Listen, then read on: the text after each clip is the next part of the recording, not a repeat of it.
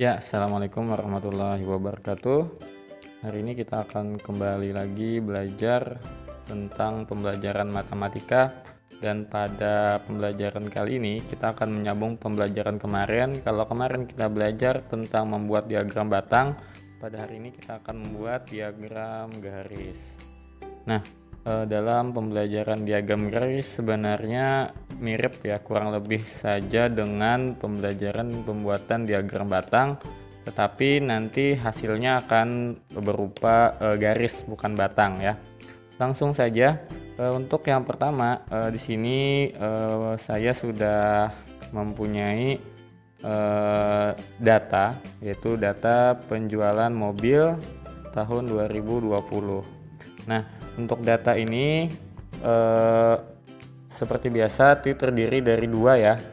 Yang pertama ada kategori, dan yang kedua itu ada frekuensi. Jadi Bapak ingatkan kembali, untuk kategori itu maksudnya nama-namanya apa saja yang menjadi kategorinya, bisa bulan, bisa tahun, misalnya ukuran sepatu dan lain sebagainya. Sementara untuk frekuensi itu adalah banyak atau jumlahnya. Nah, jadi kita tandai ya. Sini itu adalah kategori. Kemudian di sini itu adalah frekuensi ya. Frekuensi. Nah, frekuensi.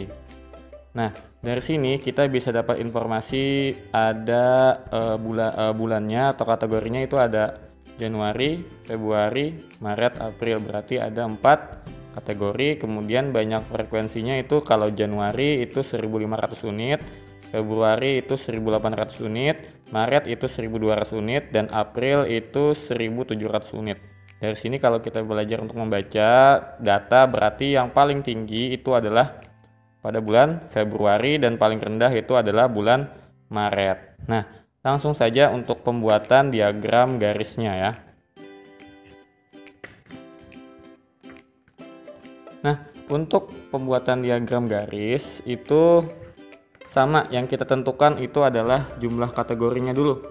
Jumlah kategorinya. Nah, kita hitung kembali nih berapa jumlah kategorinya. Kita hitung ya. 1, 2, 3, 4. Jadi kategori itu pada umumnya diletakkan sebelah kiri ya. Nah, karena ada 4 kategori berarti kita tulis ditandai 4 ya. Kemudian frekuensi tertingginya. Frekuensi tertingginya itu adalah 1800 unit. Nah, berarti kita tulis 1800. Nah, artinya apa? Nanti dalam diagram ini nanti harus mencapai 1800 dan paling rendah itu 1200. Nah, harus ada juga 1200. Jadi rentannya nanti untuk diagram garisnya itu antara 1200 sampai 1800. Nah, ingat ya, karena di sini berupa ribuan, tidak mungkin kita mulainya dari 0. Dari 0, 1, 2, 3 kebanyakan. Jadi nanti kita akan loncatnya itu beberapa, bisa 100 atau bisa juga 1000 nanti. Nah, setelah kalian sudah menentukan jumlah kategori dan frekuensi, kalian tentukan nih, kalian bikin garis vertikal dan garis horizontal. Di sini sudah Bapak bikinkan garis vertikalnya dan garis horizontal. Kemudian kalian tentukan nih, pada umumnya garis kategori itu berada di bawah sini. Kemudian frekuensi itu berada di garis vertikal. Nah, kita coba secara umum aja ya.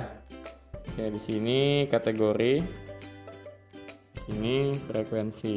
Nah, kita mulai dari kategori dulu. Karena ada 4 kategori, berarti garis horizontal yang berupa perwakilan dari kategori tadi kita bagi menjadi 4 ya. Ingat ya, jaraknya itu jangan terlalu rapat, jadi renggang saja. Nah, udah. Lalu kita tulis nih di kategorinya apa aja. Yang pertama ada kategorinya ada Januari, berarti di sini Januari. Kemudian yang kedua Februari, ketiga Maret, lalu April ya. Jadi kita tulis saja, sesuaikan Februari, Maret, April. Nah, sudah ya. Nah, sudah selesai untuk garis kategori. Kemudian kita masuk ke dalam frekuensi. Nah, frekuensi tadi dari rentan 1200 paling rendah sampai ke tinggi 1800. Rentannya itu kira-kira selisihnya cuma berupa ratusan ya. Karena berupa ratusan, kita mulai saja. Nah, ingat di pertemuan dua garis ini 0. Kemudian kita mulai nih, terserah tapi jangan terlalu jauh ya. Terserah di bawah 1200. Nah, di sini Bapak mencoba untuk di bawah 100 saja. Jadi 1100. Naik lagi 1200. Nah, jadi ini selisihnya selisih 100 ya. Kemudian 1300, 1400, 1500, 1600, 1700, kemudian 1800. Nah, dan diusahakan untuk garisnya ini jaraknya itu rapi ya, kemudian berurutan ya naiknya. Jadi karena Bapak di sini pakai selisih 100, berarti naiknya setiap tingkat itu 100. Jadi 1100, 1200, 1300, 1400 dan seterusnya sampai paling tinggi 1800. Boleh lebih nggak apa-apa, tapi jangan terlalu jauh juga. Nah, jadilah untuk dasar dalam membuat diagram garisnya ya. Nah, kemudian untuk menentukan garisnya itu kita lihat dulu di sini. Untuk bulan Januari itu ternyata berada pada 1500. Nah, kita sesuaikan. Oh, di sini Januari, kemudian di sini 1500. Berarti jangan lupa kita berikan garis putus-putusnya ya untuk membantu dalam membaca data. Nah, kemudian di bawah juga kita bentuk garis putus-putus ya. Usahakan lurus. Nah, akhirnya nanti garis putus-putusnya kedua garisnya akan bertemu di satu titik. Nah, berilah tanda titik di garis di pertemuan kedua garis tadi ya. Dari sini kita garis selesai di sini, kemudian dari bawah kita garis juga. Nah, ketemulah dua garis tadi di sini. Kemudian untuk bulan Februari itu 1800, sama seperti tadi. Februari ya, kita buat garis putus-putusnya dulu. Kita buat garis putus-putusnya. Kemudian tadi 1800, berarti di sini kita buat juga. Akhirnya dia akan bertemu di satu titik. Nah, jadi beri tanda lagi di pertemuan tadi, di pertemuan dua garis tadi. Di bulan Maret itu ada 1200, berarti kita lihat di bulan Maret ya. Beri lagi garis putus-putus ke 1200, berarti tidak jauh-jauh ya. Kemudian garis putus-putus di 1200. Nah, kita beri tanda lagi.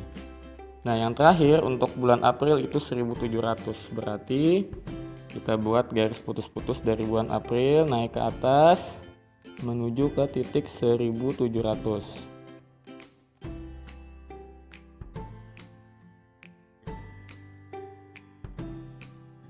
Nah, ketemulah di titik pertemuannya.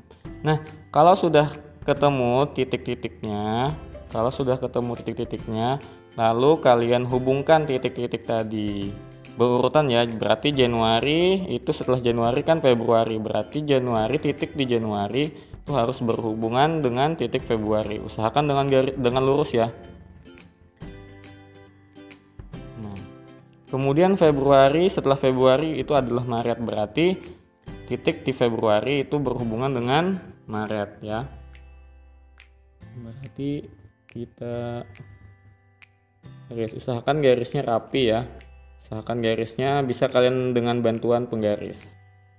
Nah, kemudian Maret itu setelah Maret itu April. Jadi di titik Maret itu kita hubungkan dengan titik yang ada di bulan April.